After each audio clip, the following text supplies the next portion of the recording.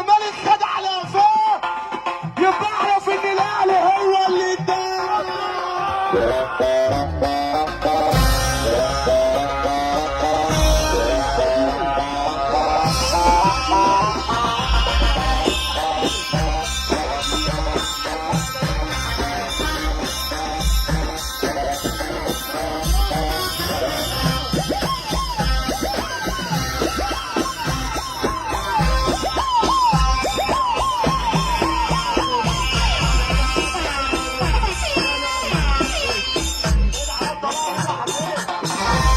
اللي يعرف يعمل زي الدحر يعمل يا جدعان.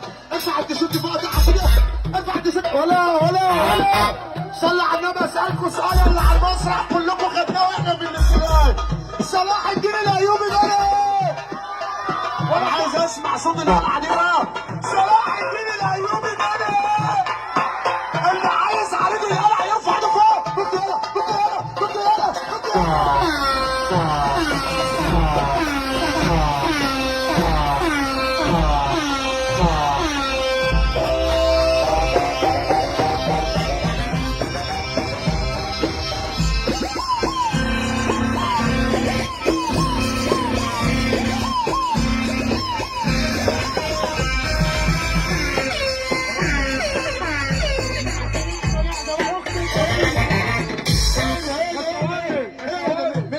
انا اقسم بالله الفطار ما هو حضاري. مش حضاري خالص. انا اقول لك حاجه قول.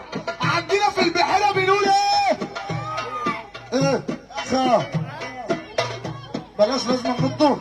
خلصانه ماشي يا اخويا. حاضر خالص.